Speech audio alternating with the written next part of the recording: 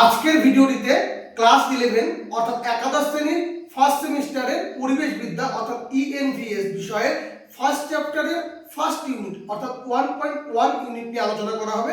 যদি এই আলোচনাটা ঠিকঠাক করে শোনা যায় তাহলে যে সমস্ত ছাত্রছাত্রী তোরা এই পরিবেশবিদ্যা বিষয়টা নিছিস তোরা কিন্তু সহজেই বুঝতে পারবি পরিবেশবিদ্যা বিষয়টা কতটা সহজ এবং কতটা সোজা এবং কতটা স্কোরিং সাবজেক্ট। জাস্ট একটু মনোনিবেশ করে আমার সঙ্গে কিছুক্ষণ সময় কাটা, দেখতে পাবি এই ইউনিট থেকে তোদের কোনো রকম প্রশ্ন থাকবে না, যে কোনো প্রশ্নের উত্তর কিন্তু পরীক্ষায় করতে পারবি। তো আমরা শুরু করি আজকের আলোচনা।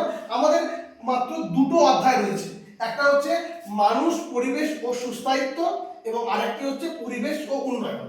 এই দুটো অধ্যায় কিন্তু আমাদের ফার্স্ট সেমিস্টারে কভার করতে হবে। প্রথম যে অধ্যায়টা রয়েছে মানুষ, পরিবেশ ও সুস্থায়িত্ব, এখানে 8টি ইউনিট রয়েছে এবং পরিবেশ ও উন্নয়ন এই দ্বিতীয় অধ্যায় কিন্তু 5টি ইউনিট রয়েছে। এই টোটাল 13টা ইউনিট যদি আমরা কভার করি তাহলে কিন্তু ফার্স্ট সেমিস্টার পরিবেশবিদ্যা আমাদের ডান। অধ্যায় মাত্র দুটো, ইউনিট রয়েছে 13টি। প্রথম অধ্যায় আছে 8টা এবং দ্বিতীয় অধ্যায় রয়েছে 5টা। 50 নম্বরে পরীক্ষা হবে, 10 নম্বর আমাদের প্রজেক্ট আর 40 নম্বর হচ্ছে আমাদের রিটেন। 4টা করে এমসিকিউ থাকবে, সঠিক অপশন টিক করতে হবে।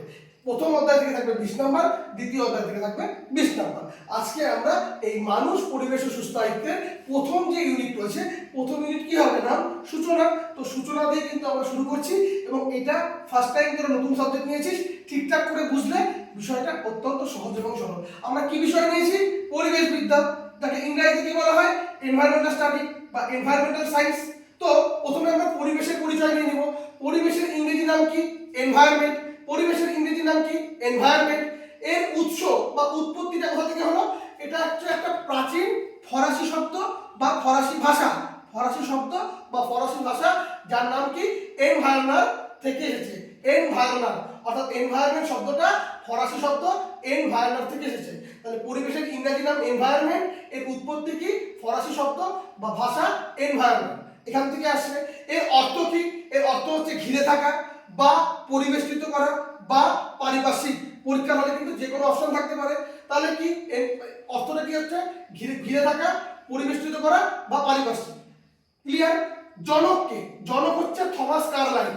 জনককে থমাস কার্লাইল 1828 সালে প্রথম এই শব্দটা ব্যবহার করছে। প্রথম শব্দটা কে ব্যবহার করছে? Thomas Carlyle. কত খ্রিস্টাব্দে করছে? 1828 খ্রিস্টাব্দে করছে। আচ্ছা, এবার বিশেষ দিন কোনটা? এটা সবাই পারবে, 5ই জুন, তাই তো? আচ্ছা, এটাকে কি বলা হচ্ছে? বিশ্ব পরিবেশ দিবস। বিশেষ তথ্য কি? 1994 সালে বিজ্ঞানী ক্যারেন আর্মস একটা বই লিখছেন যার নাম the fundamentals of environment science. The fundamentals of environment science. এখানে কি বলছে? তার উক্তিটা কি থাকতেছে? আমাদের চারপাশে জৈব ও প্রাকৃতিক অবস্থায় হলো পরিবেশ। এখানে আমরা কয়েকটা ফুল ফর্ম দেখে নিব। হু, এটা সবাই জানে, কি হতে পারে? ওয়ার্ল্ড হেলথ অর্গানাইজেশন, বাংলায় বললে বিশ্ব স্বাস্থ্য সংস্থা। এরপরে কি? EPA অর্থাৎ এনভায়রনমেন্টাল প্রোটেকশন অ্যাক্ট, পরিবেশ সুরক্ষা আইন। ভারতে পরিবেশ সুরক্ষা আইন কবে হয়েছিল? এটা হচ্ছে 1986 সালে হয়েছিল। UNEP অর্থাৎ ইউনাইটেড নেশনস এনভায়রনমেন্ট প্রোগ্রাম, সম্মিলিত জাতিপুঞ্জ পরিবেশ কর্মসূচি। তাহলে 3টা ফুল ফর্ম বোঝা গেছে এখানে। এরপরে কি? পরিবেশবিদ্যার লক্ষ্য কি? এই যে আমরা বিষয়টা নিয়েছি এর লক্ষ্যটা কি আমাদের জানতে হবে। প্রথমে কি? পরিবেশের সমস্যাগুলোকে খুঁজে বের করতে হবে এবং তার সমাধান করতে হবে। আমাদের পরিবেশে অনেক সমস্যা বর্তমান সময়ে, তো সেই সমস্যাগুলো কোথায় আছে সেটা খুঁজে বের করতে হবে এবং তার সমাধান করতে হবে। 2 কি? মানুষকে পরিবেশ সম্পর্কে সচেতন করতে হবে। আমরা কতটা সচেতন হব সেটা আমাদের ব্যক্তিগত বিষয়, আমরা সেভাবে সচেতন নই। আর 3 কি? গল্পের ছলে পরিবেশকে ভালোবাসতে হবে। এই 3টা হচ্ছে লক্ষ্য, মাথায় রাখতে হবে। এটা ব্যাখ্যামূলক প্রশ্নে আসতে পারে, বিবৃতিমূলক প্রশ্নে আসতে পারে, দেখতে হবে। কয়েকটা গুরুত্বপূর্ণ শব্দ যেটা আমাদের মাথার মধ্যে রাখতে হবে। কি? Green marketing.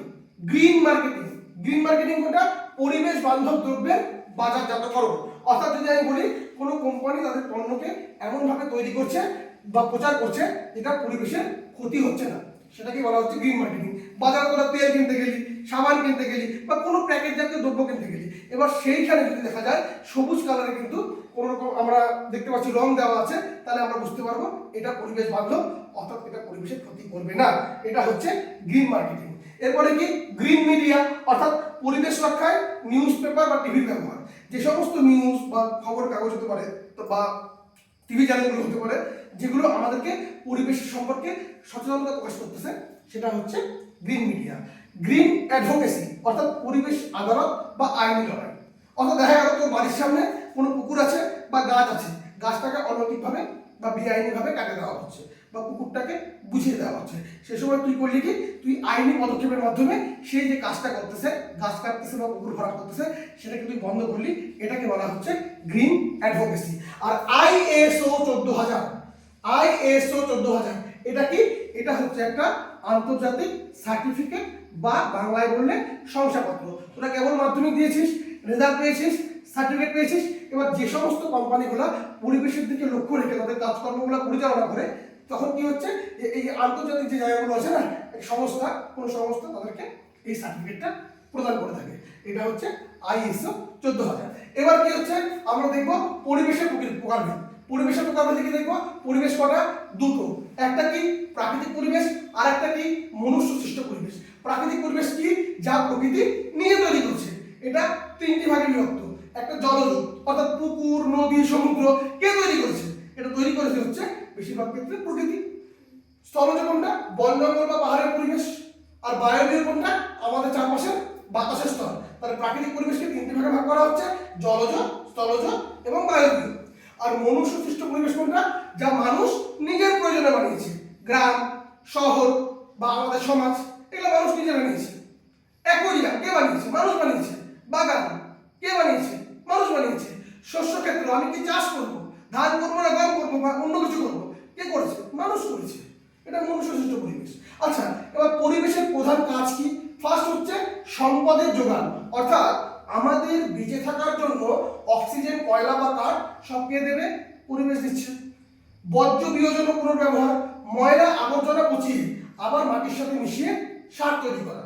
জীব বৈচিত্র্য রক্ষা, গাছপালা ও প্রাণীদের বেঁচে থাকার ভারসাম্য বজায় রাখা। আর নৈতিক মূল্যবোধ কি? সুন্দর প্রকৃতি দেখে আমাদের মনে আনন্দ ও দায়িত্ববোধ তৈরি করা। চলে গেলাম কাশ্মীরে, চলে গেলাম আমরা হচ্ছে দীঘাতে। তো আমাদের যে সুন্দর প্রকৃতি, প্রকৃতির যে সৌন্দর্যতা আমরা অনুভব করতে পারতেছি, সেটা কিন্তু আমাদের একটা দায়িত্ববোধ, যে নৈতিক মূল্যবোধ যেটাকে বলা হচ্ছে। এবার আমরা কিছু গুরুত্বপূর্ণ শব্দ জেনে নিব, এগুলা কিন্তু ছোট প্রশ্ন হিসাবে আসে। যেমন কি ন্যাচারাল যে এনভায়রনমেন্ট, ন্যাচারাল এনভায়রনমেন্ট মানে কি? প্রাকৃতিক পরিবেশ। রিসাইক্লিং মানে কি? পুনর্ব্যবহার বা বর্জ্য পচিয়ে কাজে লাগানো। বায়োডাইভার্সিটি মানে কি? জীব বৈচিত্র্য। এই পার্টটা কিন্তু ক্লাস 12 এর থার্ড সেমিস্টারের সেকেন্ড চ্যাপ্টার, খুব ইম্পর্টেন্ট চ্যাপ্টার, বায়োডাইভার্সিটি মানে জীব বৈচিত্র্য। ইকোলজিক্যাল নিডস অর্থাৎ কি? বাস্তুতন্ত্রে কোনো প্রজাতির নির্দিষ্ট কাজ বা দায়িত্ব বা কার্যাবলী, অর্থাৎ বাস্তুতন্ত্রে কোনো প্রজাতির কাজ করাকে বা তার কার্যাবলী বোঝাকে, যে কার্যাবলী করছে সেটা বোঝাতে কি এই নিডস শব্দটা কিন্তু ব্যবহার হবে, মাথায় রাখতে হবে। এরপরে কি? হ্যাবিটেট, হ্যাবিটেট মানে কি? বসতি বা বাসস্থান। মাইক্রো হ্যাবিটেট মানে কি? যখন কোনো জীব খুব ছোট জায়গায় বাস করে, যেমন ধরে নে গাছের কুঠুরে বাস করতেছে, এটা মাইক্রো হ্যাবিটেট, মাথায় রাখতে হবে। এবার কি? মেরিন, মেরিন কি? সামুদ্রিক, মেরিন কি? সামুদ্রিক। এরপরে কি আসবে? এস্টুয়ারাই মানে মোহনা অঞ্চলের বসতি। মোহনা অঞ্চল কোনটা? যেখানে কি হচ্ছে, যেখানে মিষ্টি জল এবং নোনা জল মিলিত হচ্ছে, বা নদীর জল, সমুদ্রের জল মিলিত হচ্ছে, এটা কিন্তু এস্টুয়ারাই মানে মোহনা অঞ্চলের বসতি। এবার কি? টেরেস্টোরিয়াল মানে স্থলজ বা ডাঙার বসতি। কনফারেন্স মানে সম্মেলন বা সভা, এবং প্রোটেকশন মানে সুরক্ষা বা সংরক্ষণ। এই ওয়ার্ডগুলো কিন্তু মাইন্ডে রাখতে হবে। এবার পরিবেশ এবং বসতির লড়াই। পরিবেশ কি? বসতি কি? সংজ্ঞা: চারপাশে সজীব ও জড় উপাদানের সামগ্রিক অবস্থাই হচ্ছে পরিবেশ। চারপাশে আমরা যা যা দেখতেছি, সজীব উপাদান, জড় উপাদান, এর সামগ্রিক অবস্থাই হচ্ছে পরিবেশ। আর বসতি কি? যেখানে কোনো জীব নির্দিষ্টভাবে বসবাস করে, সেটা হচ্ছে বসতি। আকার কি? এটি একটি বিশাল বা বৃহৎ এলাকা। আর বসতি কি? এটা পরিবেশের ক্ষুদ্র অংশ মাত্র। তাহলে বৃহৎ এলাকা বা বিশাল এলাকা বা বৃহৎ অংশ বা বিশাল অংশ বললে পরিবেশ, ক্ষুদ্র বা ছোট অংশ বললে বসতি। প্রকারভেদ কি? প্রাকৃতিক, সামাজিক ও সাংস্কৃতিক হতে পারে পরিবেশটা। আর বসতি কি? স্থলজ, সামুদ্রিক বা মিষ্টি জলের হতে পারে। এই হচ্ছে পরিবেশ এবং বসতি। এবার কি দেখবো আমরা? আমরা দেখবো পরিবেশ রক্ষার কয়েকটা আন্তর্জাতিক ইতিহাস। এখানে আমাদের কয়েকটা সাল মনে রাখতে হবে। এখানে আমরা কি দেখছিলাম? 1828 খ্রিস্টাব্দে থমাস কার্লাইল কিন্তু এনভায়রনমেন্ট শব্দটা প্রথম ব্যবহার করছে। আর একটা কি দেখেছিলাম? 5 জুন বিশ্ব পরিবেশ দিবস। আর একটা কি দেখেছিলাম 1994 সালে বিজ্ঞানী ক্যারেন হামস কিন্তু তার যে গ্রন্থ রয়েছে তার ফান্ডামেন্টালস অফ এনভায়রনমেন্ট সায়েন্স এখানে কিন্তু পরিবেশ নিয়ে আলোচনা করছে। এই তিনটা সাল আমরা পেয়েছিলাম। আরেকটা আমরা দেখেছিলাম ভারতে কি 1986 সালে ইপিএ মানে এনভায়রনমেন্টাল প্রোটেকশন অ্যাক্ট অর্থাৎ পরিবেশ সুরক্ষা আইন কিন্তু হয়েছিল। এই কটা সাল দেখছিলাম। এবার আমরা দেখব কি আন্তর্জাতিক ক্ষেত্রে পরিবেশের ইতিহাস। 1971 কি ছিল ফনেক্স সম্মেলন। 1971 কি ফনেক্স সম্মেলন কোথায় হয়েছিল? সুইজারল্যান্ড। 1972 ঠিক তার পরের বছর স্টকহোম সম্মেলন কোথায় হলো? সুইডেন। এটা পরিবেশ রক্ষার কিন্তু প্রধান ভিত্তি। তাহলে পরিবেশ রক্ষার প্রধান ভিত্তি কোন সম্মেলন ছিল? স্টকহোম সম্মেলন ছিল। কবে হয়েছিল? 1972 হয়েছিল। কোথায় হয়েছিল? সুইডেনে হয়েছিল। এবার কি 1975 কি বেলগ্রেড কর্মশালা অর্থাৎ বেলগ্রেড সম্মেলন যেটা কোথায় হয়েছিল? যুগোস্লাভিয়াতে। 1977 কি তিবিলিস সম্মেলন এটা জর্জিয়াতে হয়েছিল। এটা কিন্তু ক্রমানুযায়ী সাজাও বা স্তম্ভ মিলনে কিন্তু আসতে পারে। এবার একইভাবে ভারতে পরিবেশ সুরক্ষায় 1974 কি হলো? জল দূষণ প্রতিরোধ নিয়ন্ত্রণ আইন। 1974 জল দূষণ প্রতিরোধ নিয়ন্ত্রণ আইন। 1981 বায়ু দূষণ প্রতিরোধ নিয়ন্ত্রণ আইন। 1986 পরিবেশ সুরক্ষা আইন। 2002 জীববৈচিত্র্য আইন। 74 জল, 81 বায়ু, 86 পরিবেশ সুরক্ষা আইন, 2002 জীববৈচিত্র্য আইন। এটা কিন্তু স্তম্ভ মিলন বা ক্রমানুযায়ী সাজাতে আসতে পারে। গেল। এবার আমরা কি দেখব ফ্লোরা। ফ্লোরা মানে কি? উদ্ভিদকুল। ফ্লোরা শব্দটা হচ্ছে সমস্ত উদ্ভিদের সঙ্গে জড়িত। ফ্লোরা মানে উদ্ভিদকুল, ফনা মানে পানিকুল। ফ্লোরা উদ্ভিদকুল, সুন্দরবনের সমস্ত উদ্ভিদ কি? ফ্লোরা, সমস্ত পানি কি? ফনা। এবার কি পরিবেশের একটা উদাহরণ কি? অরণ্য বা সমুদ্র। এবার কি কয়েকটা সিম্পল প্রশ্ন। পুকুর কি? পুকুর হচ্ছে মিষ্টি জলের বসতি। পরিবেশের একটি গুরুত্বপূর্ণ কাজ কি? বর্জ্য বিয়োজন করা। গ্রাম ও শহর কোন ধরনের পরিবেশের উদাহরণ? গ্রাম বা শহরকে করেছে মনুষ্য সৃষ্ট। ISO 14000 এর সাথে কি পরিবেশের বিষয়টা জড়িত, অর্থাৎ এটা কোনটা? এটা সার্টিফিকেট বা শংসাপত্র। আর কি পরিবেশ বান্ধব দ্রব্যের বাজারজাতকরণ, এটা কি বলা হচ্ছে? Green marketing. এই হচ্ছে তোদের ফার্স্ট ইউনিট 1.1 সূচনা। ডান। যে প্রশ্নই আসুক তোরা আবার করতে পারবি, কোনো সমস্যা হবে না। খুব কি কঠিন লাগতেছে? খুব টেনশন আছে? পারবো পরীক্ষায়? ডান।